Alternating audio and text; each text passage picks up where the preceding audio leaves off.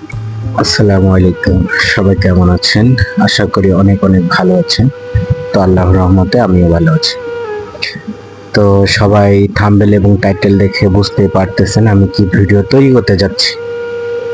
তো আগে আমার নিচে যে একটা ভিডিও আছে ওই ভিডিওটা সবাই খেয়াল করেন, তারপর আমি কিছু কথা বলবো আপনাদের মাঝখানে।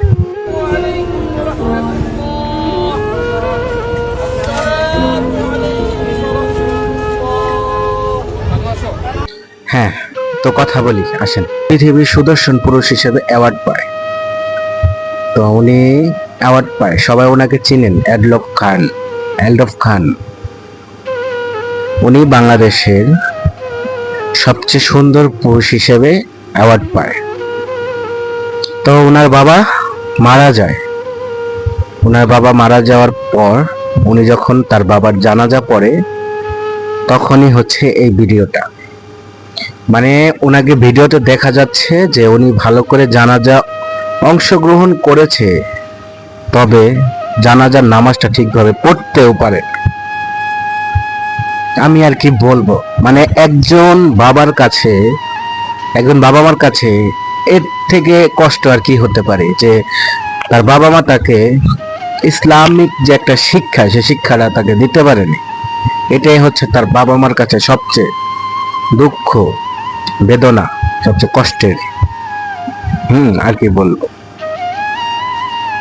সে হচ্ছে বাংলাদেশের সবচেয়ে সুদর্শন পুরুষ হিসেবে অ্যাওয়ার্ড পায়। এখন আমার কথা হচ্ছে, আমি তাকে নিয়ে কোনো সমালোচনা করতেছি না। আচ্ছা ভাই, উনি এই দুনিয়ার থেকে, উনি কিন্তু এই দুনিয়ায় সফল।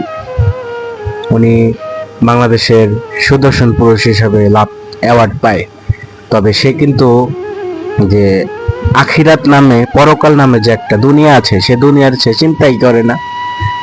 তাকে যদি ধরা হয়, দেখেন গিয়া যে আলহামদুলিল্লাহ সূরাটা বলতে, সে দেখেন পারবেন না, সে এটা কখনোই পারবে না।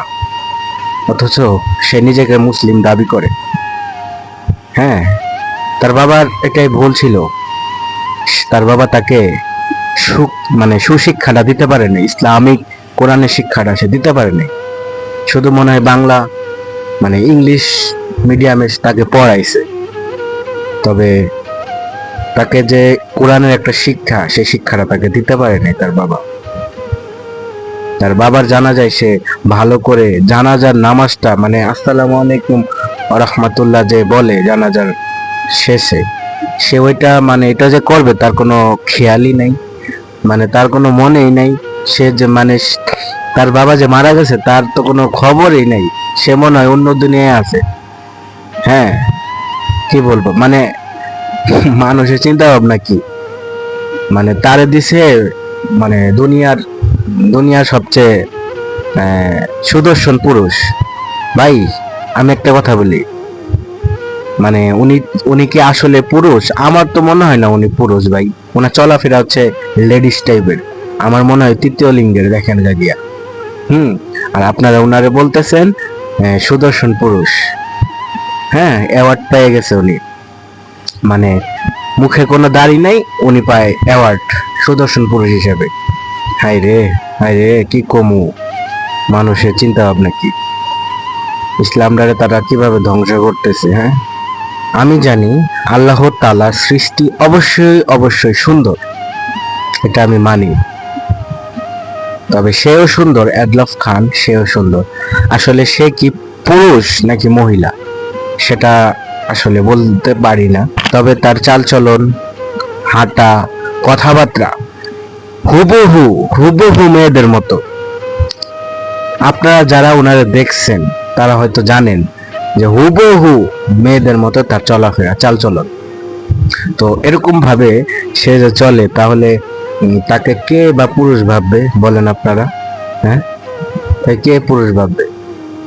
আসলে মানুষের মেন্টালিটি যে কবে ঠিক হবে, কারণ যে তাকে অ্যাওয়ার্ড দিছে তার মাথায় গোবর আছে শিওর।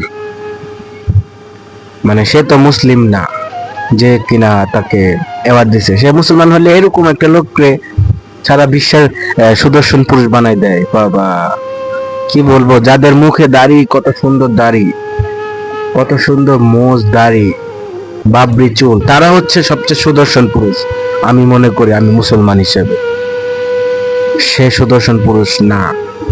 হ্যাঁ, তার বাবার জানা যায় যে সে অংশগ্রহণ করতে পারছে ঠিকই, সে যে সালামটা পর্যন্ত ফিরাইতে পারতেছে না, সে কিসের সুদর্শন পুরুষ আমি বুঝি না। শুধু এই দুনিয়ার সফলতা হলে হবে?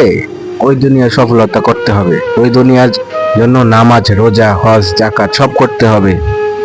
আর সে সারাদিন নাকি এই সাজুগুজু নিয়ে পড়ে থাকে। আচ্ছা তুই কি মেয়ে ভাই? তুই সাজুগুজু নিয়ে পড়ে থাকবি কেন?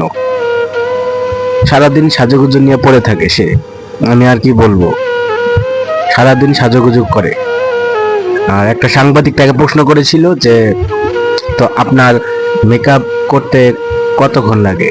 সে এই প্রশ্নের উত্তরে দেয় যে আমার মেকআপ করতে মিনিমাম 1 ঘন্টা লাগে। একটা পুরুষের কি 1 ঘন্টা লাগে মেকআপ করতে? আরে ভাই, আমরা যখন বাইরে বাইরাই একটা শার্ট একটা প্যান্ট আর মুখটা পানি দেওয়া ধুইয়া বাইরে দিয়ে, আমরা তো এমনি আল্লাহ তাআলা আমাদেরকে কম সুন্দর করে তৈরি করছে, আবার মেকআপ করে কি আবার সৌন্দর্য করবো? আরে ভাই, মেকআপ করলে কোনো সৌন্দর্য বাড়ে না, অথচ সৌন্দর্য আরো বিশ্রী হয়ে যায়। হ্যাঁ, কি বলবো, আমি তাকে নিয়ে সমালোচনা করতেছি না। আমার সবচেয়ে বেশি খারাপ লাগছে সে তার বাবার জানাজাও ঠিক মতো পড়তে পারে নাই। একজন বাবার এটাই সবচেয়ে বড় কষ্ট। হ্যাঁ, আর কিছু বলবো না। তো সবাই ভালো থাকেন, সুস্থ থাকেন। আর আমার কথাগুলো যদি কোনো ভুল হয়ে থাকে অবশ্যই ক্ষমা দৃষ্টিতে দেখবেন। তো আজ এই পর্যন্তই। ভালো থাকেন, সুস্থ থাকেন। আল্লাহ হাফেজ।